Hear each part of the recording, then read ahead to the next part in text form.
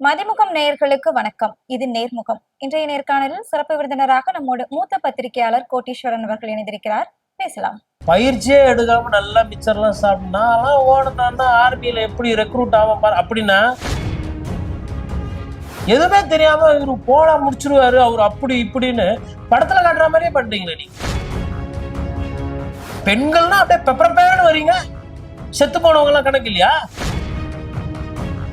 டெல்லியில நீங்க பண்ணீங்க, தமிழ்நாட்டுக்கு வாங்க நான் பண்றேன். ரெண்டு கட்சிக்கு நடுவுல தான் போட்டி, ஒன்னு திமுக ஒன்னு அதிமுக.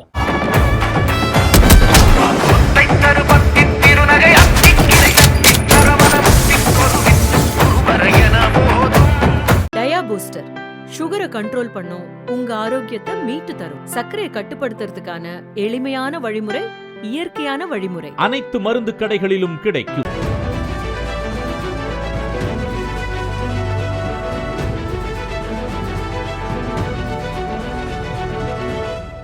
பிரச்சாரம் செய்ய போறாங்க. வேட்பாளர்களே அறிவிக்கிறதுல இப்படி ஒரு சிக்கல் இருக்கு. அடுத்தது 5 தொகுதிகள்ல ஒரே நாள்ல பிரச்சாரம் அப்படின்னு சொல்லியிருக்காங்க. ஒரு இடத்துக்கு போகும்போதே பல பிரச்சனைகளை மக்களும் சரி அவங்களும் சரி சந்திக்கிறாங்க. 5 தொகுதிகள் அப்படிங்கிறது சாத்தியமாகுமா சார்? இதுவரையிலும் எந்த தலைவரும் 5 தொகுதி எல்லாம் ஒரே நாள்ல கவர் பண்ண ஒரு கில்லாடி அரசியலை நான் பார்த்தது இல்ல. இனிமேல் நான் பார்க்க போறேன். நான் நம்பிக்கையா எதிர்கொண்டிருக்கிறேன். இது என்னோட நம்பிக்கை. யதார்த்தம்னு ஒண்ணு இருக்கு. ஒரு நாளைக்கு 3 தொகுதி பண்றது கஷ்டம். என்ன காரணம்னா, இந்த 12 மணி 1 மணி வெயில்ல போய் நிக்கிறீங்கன்னா பின்னாடி யாருமே இருக்க மாட்டாங்க, கூட்டமே. அங்க கட்சிக்காரங்க இருப்பாங்க, அவங்க கிட்ட நீங்க பேசிட்டு போயிடணும். ஆனா நேரம் இல்லாத காரணத்துல சம்டைம்ஸ் அதையும் பண்ண வேண்டியது இருக்கும். இப்போ உதாரணத்துக்கு அண்ணன் நாம் தமிழர் கட்சி சீமான் அண்ணன் பாத்தீங்கன்னா வெயில் மழை பகல் எல்லாம் பாக்குறது இல்லை. ஏன்னா 214 தொகுதி போனோம். நிக்கிறவங்க சாமானியமான ஆட்கள், பெரிய செல்வாக்கெல்லாம் கிடையாது. இப்ப நேத்து கூட வீரப்பன் அவர்களை பத்தி பேசி சேலத்துல எல்லாம் வாக்கு சேகரிக்கிறாரு. அப்ப வெயில் பகல் அந்த நேரத்துல நீங்க எல்லாம் வேலைக்கு போயிருப்பாங்க. ஆனாலும் போய் முடிக்கணும் அப்படின்னு இருக்கு. சோ அந்த மாதிரி தெரு தெருவா சுத்துறவருக்கு தொண்டை தண்ணி போற அளவுக்கு பேசக்கூடியவரோ, இல்ல நீங்க முந்தைய காலத்துல வைகோ அவர்களை எடுத்துக்கலாம். நடைபயணம் போவாரு தேர்தல் நேரத்துல, தொகுதி தொகுதியா நடந்தே போய் பிரச்சாரம் பண்ணிருக்கிறாரு.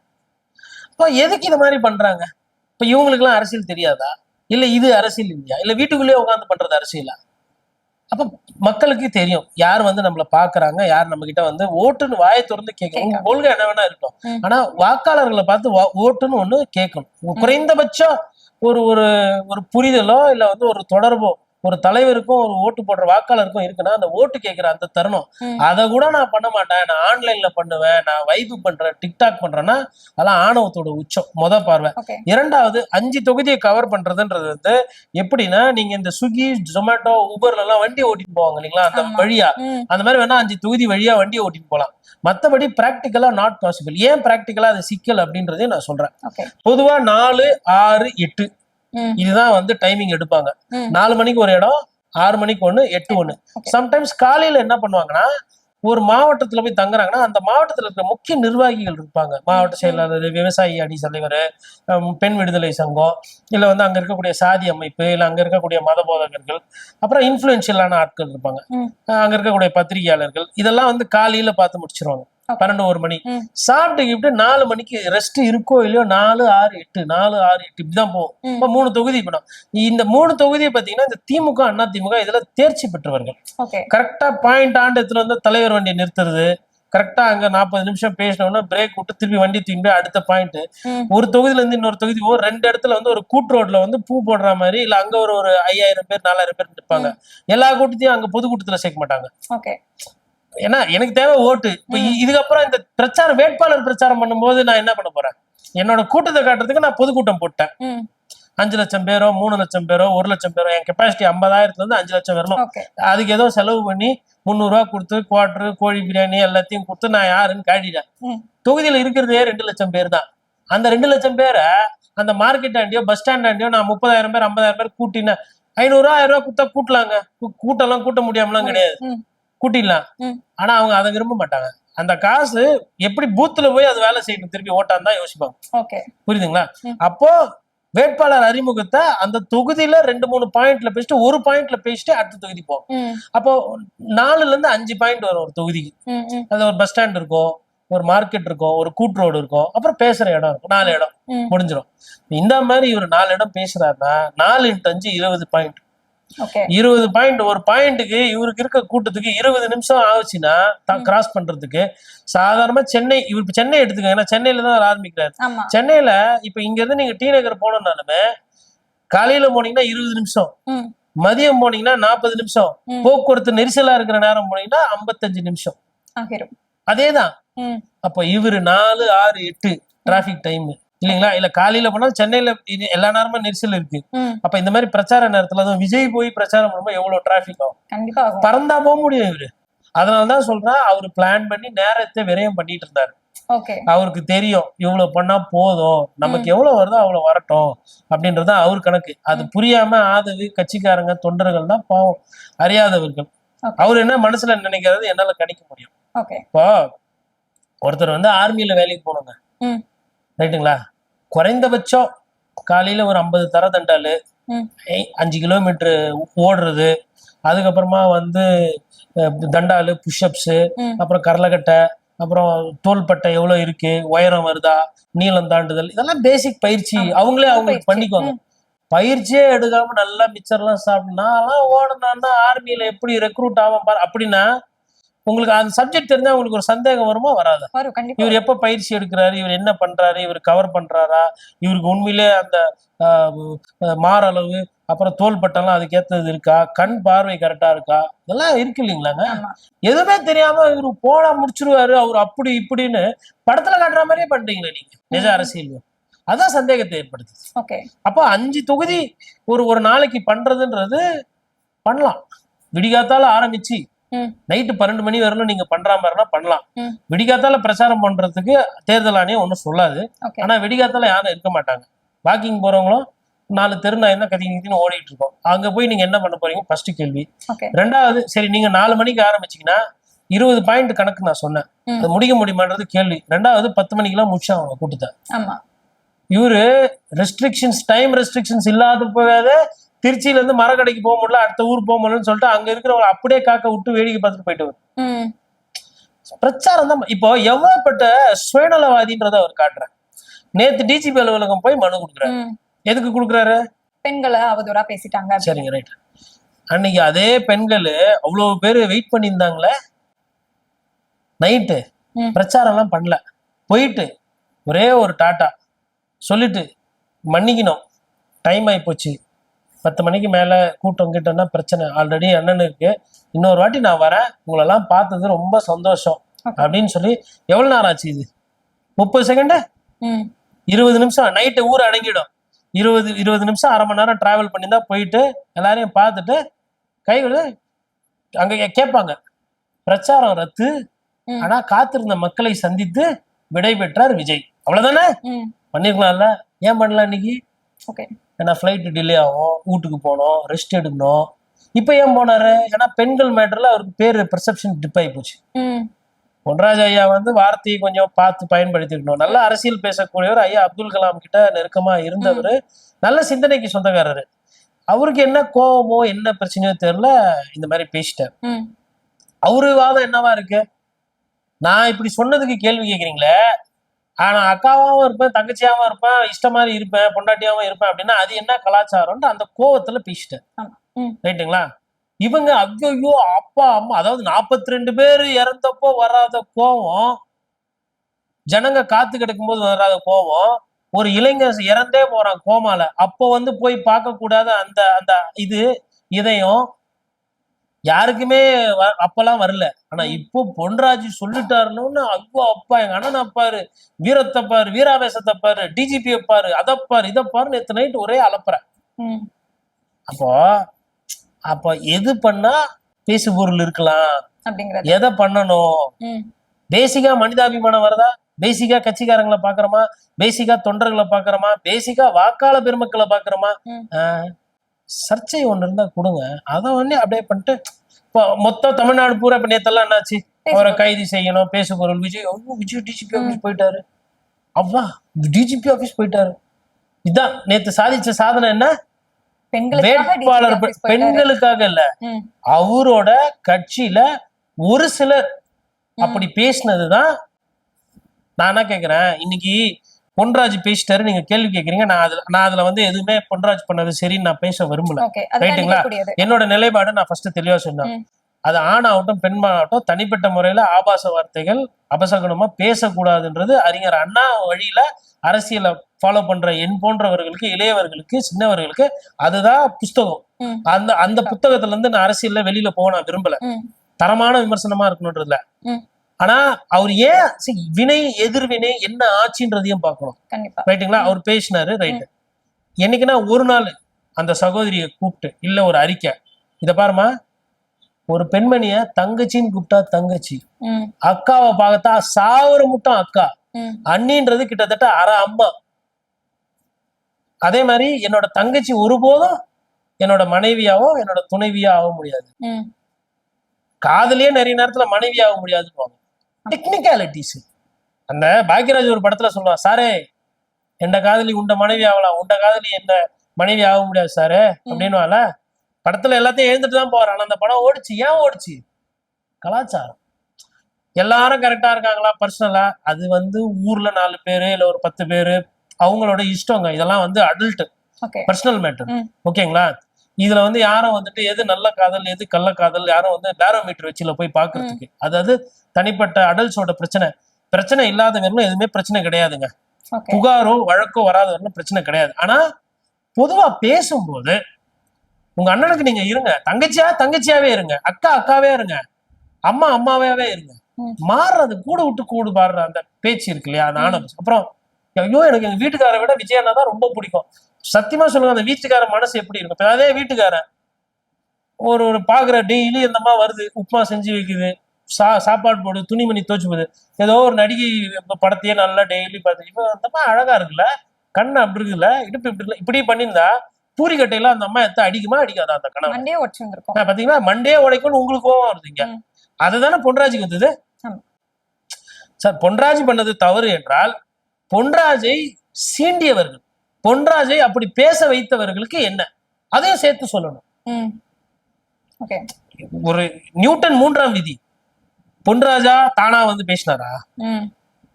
தவறாதான் பேசியிருக்கிறாரு, ரைட்டு, ஏத்துக்கிறேன், சட்டப்படி ஓகே, அப்படி பெண்களை பேசக்கூடாது. சரி, அவங்கதான் மூளை எல்லாம் பேசிட்டாங்க, நீங்க மெத்த படிச்சவர், நீங்க பேசிட்டீங்க, இது என்னோட வாதம். சரி, இப்ப இந்த சைடு குற்றத்தை ஏத்துக்கிறோமா? அது தார்மீக, அதாவது ஒரு பேச்சுக்கு குற்றம்னா ஒத்துக்கிறது, அது நான் மன்னிப்பு கேட்கறதோ கேட்காதது அவரோட விஷயம், ரைட்டுங்களா? இது இவரோட சப்ஜெக்ட். இப்ப இந்த சைடு வாங்க. இப்படி எனக்கு என் புருஷனோட விஜய் அண்ணாவை தான் பிடிக்கும், ஐயோ அவர் அவ்வளவு அழகு, என் குழந்தை செத்தாலும் பரவாயில்ல எனக்கு பெருமை சேர்த்து கொடுத்துருக்குது, அப்புறம் நான் வந்து அக்காவோ தங்கச்சியாவோ பொண்டாட்டியாவோ இருப்பேன், அதுக்கப்புறம் வந்து நான் எக்ஸாம் எழுதலாம் பரவாயில்ல நான் அவரை. இது என்ன கலாச்சாரம் இது? அப்ப யாருமே கேள்வி கேட்க கூடாதா? கேள்வி கேட்கலாம், கேட்கிற விதம் வார்த்தை தான் அங்க பிரச்சனை. இதையே ஒரு சமதளத்துல ஒரு நியாயப்படுத்தி இல்ல இதுல என்ன நடந்தது அப்படி பார்க்காம பொங்கி எழுறீங்க. நேத்து இப்போ இதுக்கு பேசக்கூடிய அந்த வார்த்தைகளுக்கும் ஒரு வார்த்தை விட்டு இருந்திருக்கலாம் இல்லையா? சரி, நான் என்ன கேக்குறேன், ஒரு வார்த்தையை விட்டுட்டாரு, உயிரே போச்சே, மகேஷ் பொய்யாமொழி தானே போய் பார்த்தாப்பலாங்க, ஏன் அங்க போய் பார்க்க வேண்டியதானே? விஜய் அண்ணாக்கு வேண்டிதானே வந்து அந்த இளைஞர் செத்தான் விக்னேஷ், 19 வயசு, உயிர் போயிருக்குது. அதுக்கு முன்னாடி வந்துட்டு நிறைய இடத்துல வந்துட்டு இதுக்கு பொதுக்குழுக்கு வந்தவங்க இறந்து போயிருக்கிறாங்க. உயிர் போனதுக்கெல்லாம் வராத கோபம், உயிர் போனதுக்கெல்லாம் போய் கமிஷனரை பார்த்து, சார் என் கூட்டம் நடக்குது, உங்க காவல்துறை வந்து அங்க சரியா போதிய பாதுகாப்பு கொடுக்கல, எனக்கு சந்தேகம் இருக்கு அப்படின்னு அங்க போய் ஒரு மனு கொடுத்துருக்காங்களா அந்த எஸ்பி ஆபீஸ்ல இல்ல கலெக்டர் ஆபீஸ்ல? பெண்கள்னா அப்படியே பெப்பரப்பேன்னு வரீங்க, செத்து போனவங்க எல்லாம் கணக்கு இல்லையா? அதுதான் என்னோட கேள்வி அங்க. அதுல ஆண்களை பத்தி, ஆண்கள் செத்தாலும் சரி இறந்தாலும் சரி டிரான்ஸ்ஃபார்மர்ல கருகினாலும் சரி ஒருத்தரும் பேசுறது. எடப்பாடி பழனிசாமி தான் கொஞ்சம் பாவம், பஸ்ல ஃப்ரீயா போய்க்கோங்கய்யா, எவ்வளவு நாள் தான் நீ அப்படியே உழைச்சிக்கிட்டே இருப்ப, போ, ஆண் பாவம் பொல்லாது போன்னு கொடுத்தாரு. அதனால இது வந்துங்க, அவர் வந்து யாரோ சொல்லியிருக்காங்க, சார் இது பெருசா போகுது, சோசியல் மீடியால பிரச்சனை ஆயிடுச்சு, அவர் வந்து நான் மன்னிப்பும் கேட்க மாட்டேன் ஒண்ணும் கேட்க மாட்டேன்னு அப்படியே காலை ஊனி நிக்கிறாப்புல, இதுதான் டைம், இழந்ததை இதை வச்சு சரி செய்யணும், எப்படி ஒரு கருத்தை வச்சு சரி செய்யணும். வேட்பாளர் பட்டியல் வெளியிடுறது டிலே ஆகுது, தொகுதியில நிக்கிறதுக்கு ஆளே இல்லை, டிலே ஆகுது, கூட்டணி அமையல, பிரச்சாரம் பண்ணல, வேட்பாளர் அறிமுக கூட்டமோ எங்க யார் யார் நிக்க போறாங்கன்னு சொல்லிட்டு சொந்த கட்சியாருக்கு தெளிவில்லை. இது எல்லாத்தையும் மறைக்கிறதுக்கு பொன்ராஜ் மாட்டினார். அவ்வளவுதான், இதான் நடக்குது. நேத்துல இருந்து விஜய் என்ன பண்றாங்க, டிஜிபி ஆபீஸ் போனாரு. எதுக்கு போனாரு? சரி, இப்ப இன்னொன்னு கேக்குறேன். இதே சங்கீதா அவர்கள் இவர் கொடுமைப்படுத்துறாருன்னு போலீஸ்ல கம்ப்ளைண்ட் கொடுத்து போலீஸ் ஸ்டேஷனுக்கு இவரை கூப்பிட்டு விசாரிச்சிருந்தா பேசுனதுக்கே இவ்வளோ அவங்க வழக்கே தொடர்ந்து இருக்கிறாங்க. ஆனா பண்ணலையா அப்படி? ஏன்னா எல்லாத்துக்கும் திமுக காரணம்ன்றாரு இல்லையா? இது இன்னொன்னு, அதிமுக செவனேன்னு போயிட்டு இருக்கு. அந்த கட்சியை போய் அது வந்து எப்படி இருந்தது, இப்ப எப்படி இருக்கு பாருங்க. 27 சீட்டு குத்துக்கிறாரு பிஜேபிக்கு, எல்லாமே தோக்குற தொகுதி. அதுக்கு ஒரு தில்லு தெம்பு திராணி வேணும்ல. அந்த அதிமுக இவர் வீழ்த்திடுவாரு. காங்கிரஸ் கட்சி அவ்வளோ பிரச்சனை. இப்ப பாருங்க, ஸ்டாலின் சாரும் கொடுப்பாரு சூப்பரா சீட்டு 28 தானேப்பா போனோம், வாங்கிக்க. இந்த 28ல 18 தோக்குற மாதிரி கொடுப்பாரு. 10 பேர் காங்கிரஸ்ல இருப்பாங்கல்ல, நமக்கு வேண்டப்பட்டவங்க, அவங்க எல்லாம் ஜெயிக்கணும்ல. இப்ப என் புகழ் வந்து வெறும் திமுக காரங்களே பாடினா எப்படி இருக்கும் சட்டமன்றத்துல? அதை விட காங்கிரஸ்காரங்க 10 பேர் பாராட்டி பேசல. அந்த 10 பேர் யாருன்றத முதல்வர் ஸ்டாலின் முடிவு பண்ணுவார். இது இந்த தேசிய கட்சிகள் எல்லாம் பண்ணிட்டாங்க ஆட்டம். எனக்கு இந்த சீசன்ல சிறப்பான சம்பவம் பாரதிய ஜனதா கட்சிக்கு செஞ்சு விட்டது யாரான்னா எடப்பாடி பழனிசாமி. தொகுதி மூலமா நீ பேசுப்பா, நான் 3 வாட்டி வரேன், 30 வாட்டி வரேன் டெல்லி. சீட்டு தமிழ்நாட்டுல கொடுக்கறது ஔவை சண்முகம் சாலையில எங்க அம்மா படத்துக்கு பின்னாடி நான் கொடுப்பேன். இப்ப அவங்க லிஸ்ட் பிரகாரம் பாருங்க, ஒரு 10 பேர் கூட ஜெயிக்க மாட்டாங்களா? பேசும்போது 33 சீட்ல நிக்கிறோம், 37 சீட்ல நிக்கிறோம், 10 எம்எல்ஏ ஜெயிக்க மாட்டாங்களா அப்படின்னு இப்ப குமுறாங்க. அதிமுக அதனால பாதிப்பு கிடையாது. நாங்க நிக்க வேண்டிய 170, 175 அதுல தெளிவா இருக்கிறாங்க. யாரு? அதிமுகவும் திமுகவும். இனிமேல்ட்டு தான் இருக்குது இந்த கூட்டணி கட்சிகள் அது இதுல. ஆனா அதே பாருங்க, பாட்டாளி மக்கள் கட்சிக்கும் அம்மா மக்கள் முன்னேற்ற கழகத்துக்கும் எதுவும் பண்ணல. ஏன்னா நீங்க பண்ண வேலை அப்படி. see what you are bringing to table இருக்குல்ல. பாரதிய ஜனதா கட்சி அதிமுக கூட்டணி சேர்ந்ததுல இருந்து அதிமுக கூட்டணிய இல்ல கட்சிய ஒரு டிஸ்டர்ப் பண்ணாம இருந்துச்சா? ஊருக்கு வருவேன், ஆனா எடப்பாடி பழனிசாமி தான் முதலமைச்சர் சொல்ல மாட்டாங்க. பேர் கூட அப்ப அவரும் சீட்டு கேக்குற சீட்டு கொடுக்க மாட்டாரு. அதுதான் தானிக்கு தீனி சரியா போச்சுல்ல. டெல்லியில நீங்க பண்ணீங்க, தமிழ்நாட்டுக்கு வாங்க நான் பண்றேன். இப்ப என்ன இனிமேல்ட்டு இதுக்கப்புறமும் வந்து என்டிஏ வர்சஸ் தமிழகம் அப்படின்னா அந்த பிரச்சாரம் எல்லாம் எடுபடும். 27ல எத்தனை ஜெயிக்க போறாங்க அவங்களுக்கே தெரியல. திருப்பி நிறைய முட்டை இருக்குது, அது எத்தனை பொறிக்குன்னே தெரியல. கோழி பெரிய கோழி தான் 27 முட்டை, அப்புறம் ஒரு 5 முட்டை வேற. தமிழ் மாநில காங்கிரஸ் எதுல நிக்கணும்? தாமரையா ரெட்டாலையா? தாமரை அப்படின்றாரு யாரு? ஐயா ஜி.கே. வாசன். அப்படியா? இதோ இது எடுத்துக்கோங்க 5 சீட்டு. என்னங்க இதெல்லாம் வந்து அம்மையார் ஜெயலலிதா காலத்துல இதெல்லாம் ஜெயிச்சது இல்லையன்றாங்க. 5 கேட்டா 5 குத்துட்டேன். அப்புறம் வேற என்ன பிரச்சனை? டி நகர் கேட்டா திருப்பரங்குன்றம், டி நகர் கேட்டா திருவண்ணாமலை கொடுக்குறது. திருவண்ணாமலை யோசிச்சு பாருங்க, ஈவா வேலுடைய கோட்டை. அங்க போய் என்ன பண்ண போறாங்க பாரதிய ஜனதா கட்சியில? இந்தியா இருந்தாலும் பரவாயில்ல பேசலாம், அங்க நிறைய இடத்துல தெலுங்கு போர்டு எல்லாம் வந்துகிட்டு இப்போ எவ்வளவு சிக்கல் இருக்கு. அதனால இந்த தேர்தல் வந்து இனி போக போக வந்து விஜய் அவர்களோட அந்த தாக்கம் என்பது குறைய ஆரம்பிச்சிடும். படிப்படியா இனிமேல் குறையும். அவரோட அமைதி, அதான் நான் கேட்கலாம்னு வந்தேன். சரி, இப்போ இத்தனை நாளா பேசு பொருளா இருந்த தாவேகா வந்து அவரோட அமைதி காரணமாவே ஒதுக்கப்படுறதுக்கு பேசு பொருளா ஆக்கப்பட்டதுங்க.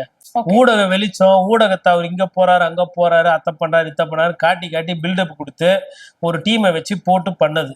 சர்வேல முந்துகிறாரு. இப்ப இதுக்கப்புறம் சொல்லுங்க சர்வேல முந்துகிறாருன்னு.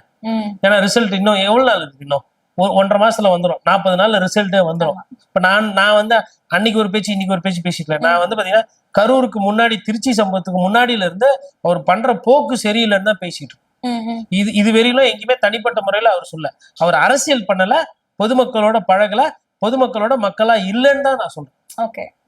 ஏங்க வேல்முருகன்லாம் வந்து இப்ப இவ்வளவு பேச்சு பேசுறாருன்னா அவ்வளவு போராட்டங்கள் பண்ணிருக்காரு. வைகோ அவர்கள் எவ்வளவு போராட்டம் பண்ணிருப்பாரு, சிபிஎம் எவ்வளவு போராட்டம் பண்ணிருப்பாங்க. நம்ம இந்த கட்சி அந்த கட்சின்னு இல்லை, எல்லா கட்சியிலயும் ஒரு கட்சினா வந்து ஒரு போராட்டம் பண்ணோம், ஆர்ப்பாட்டம் பண்ணோம், மக்கள் பிரச்சனையை பேசணும், போகணும். காலத்துல பறந்த ஒரு பிரச்சனை லட்டு யாருக்கு? விஜய் சார். ஒரே ஒரு நாள் போனாருன்னு நினைக்கிறேன். அப்புறம் திரட்டி தேவைப்பட்டால் நானே இவங்களை திரட்டி கோட்டைக்கு வருவேன் அப்படின்னாருல. எங்க சார் கோட்டைக்கு வந்தீங்க? ஏன் திரட்ட முடியல? ஏன் வரல? சும்மா தமாசுக்கு அந்த மக்களை ஏமாத்திட்டு பேசிட்டு போயிட்டீங்க. ஆனா சீமானும் அங்க போனாரு, உணர்வுபூர்வமா பேசாரு, அவங்க கூட பழகினாரு, இன்னி வரையில பேசிட்டு இருக்காரு. ஓகே. எடப்பாடி பழனிசாமிக்கும் ஐயா ஸ்டாலின் அவர்களுக்கும் 2 முதலமைச்சர்கள், முன்னாள் முதலமைச்சர் இன்னாள் முதலமைச்சர்களுக்கும் பரந்தூர் விஷயத்துல அவங்க அவ்வளவு நிலைப்பாடு ஓப்பனா சொல்றாங்களா? இல்ல. சொன்ன கட்சிகள்ல நாம் தமிழர் கட்சி சொல்லுது. ஆனா தாவேக்கா அது நிலைப்பாடு எடுக்கலாமா? நாம் தமிழர் கட்சியை விட நிலைப்பாடு எடுக்க முடியாம இல்ல மக்களோட அந்த வேவ் லென்த்ல மிக்ஸ் தானே ஆகல. இது எப்படி புரிஞ்சுக்கிறது? சோ களம் அப்படிங்கிறது திமுக அதிமுக மாறும் அப்படிங்கறது தான் உங்களோட கருத்தா இருக்கு இல்லையா சார்? 2 கட்சிக்கு நடுவுல தான் போட்டி. ஒன்னு திமுக, ஒன்னு அதிமுக. கண்டிப்பா சார். பொறுத்திருந்து பார்க்கலாம். நிறைய தகவல்களை பகிர்ந்தீங்க. நன்றி சார். நன்றி.